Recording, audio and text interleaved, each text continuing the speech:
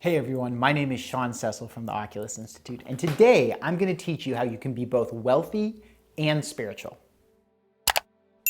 So one thing I've had a few people talk to me about, and something I've seen just out in various comment threads in the media and etc., is people seem to think that you can't be both spiritual and wealthy. They think that there's some kind of conflict between the two.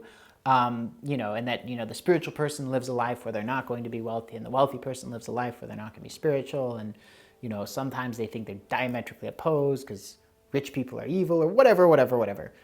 All that's nonsense. So in reality, not only can you be both, but it's actually easier to be wealthy if you're spiritual. And the two actually go hand in hand, and there's a lot of synergy. So I'm going to give you 4 lenses to look at to get you to how you can be both wealthy and spiritual. So the first lens is you want to discard what's called the sage emulation fallacy. So one of the reasons people think that you can't be wealthy and spiritual is they'll look back at a bunch of spiritual people in history and say, oh, those people weren't wealthy. Therefore, if I want to be spiritual, I have to be like them, which means not being wealthy.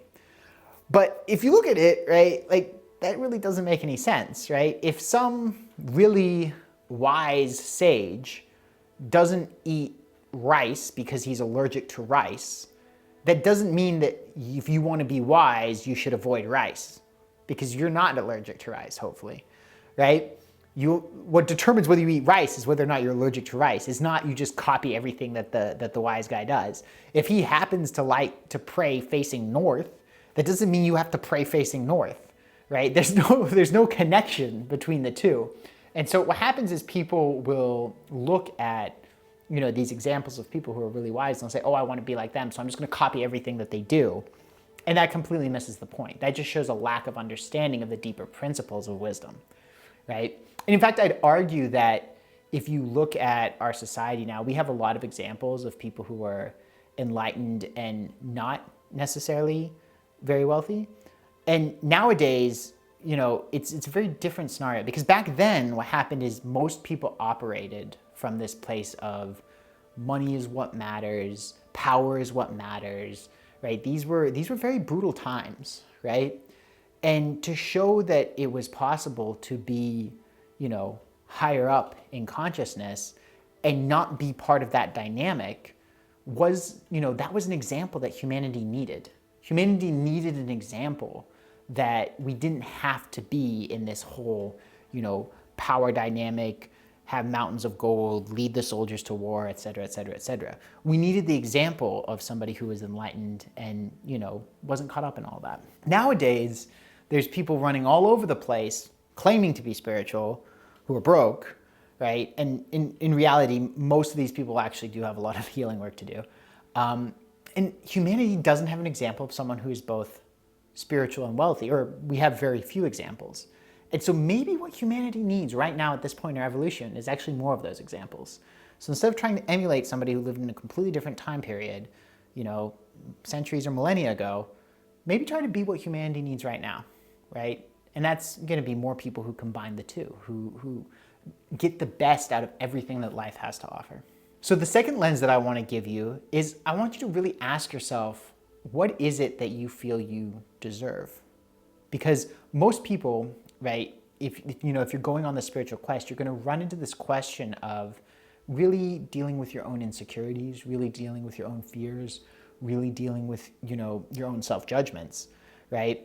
And if you're on the journey to go be wealthy, you're also going to deal with that, because if you get into any kind of sales conversation or any kind of significant amount of effort, you're going to have confidence in yourself. Especially if you want to be wealthy, right? You're probably going to have to go do something big. You're going to have to start a business. You're going to have to, take a high position. You're going to need to do something that's out of the ordinary, and that's going to require confidence. And so what happens is, regardless of whether you take this path of spirituality or the path of wealth, right, you're still going to run into this same challenge about your own sense of self, your own identity, your own sense of what you deserve, right?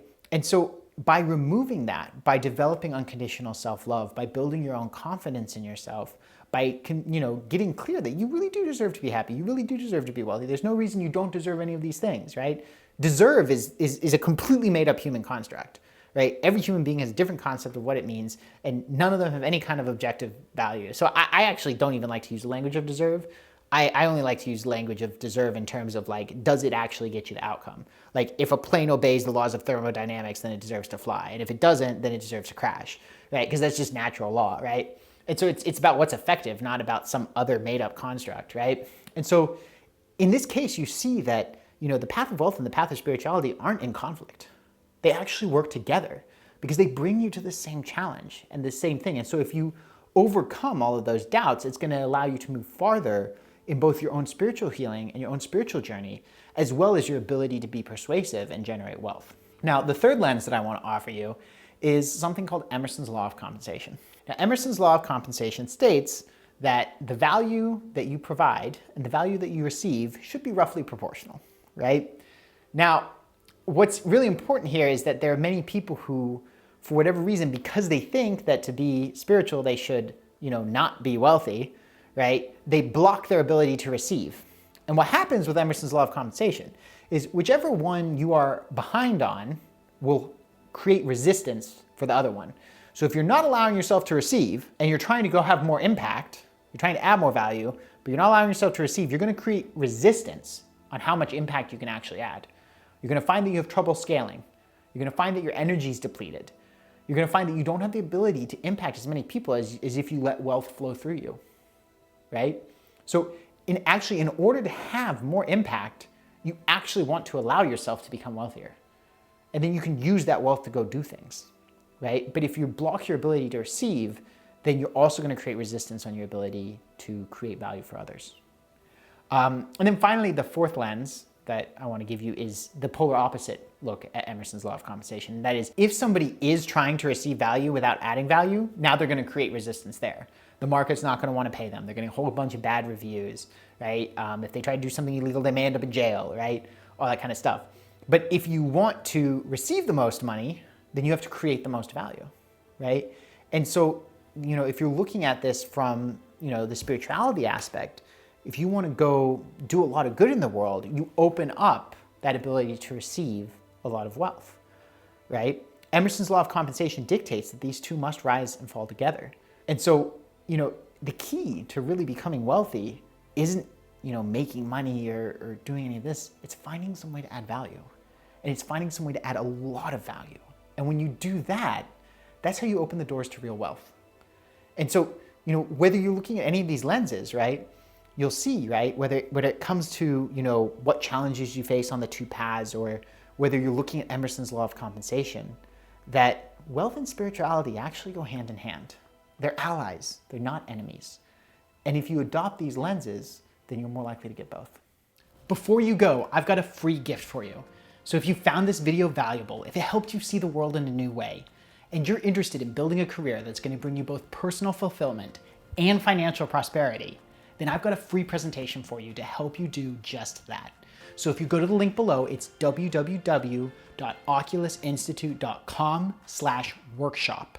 That's www.oculusinstitute.com/workshop. Then it'll take you to a registration for a free presentation. It's about 50 minutes long, that's 50, and it's gonna give you the step-by-step process to building your dream career. See you there.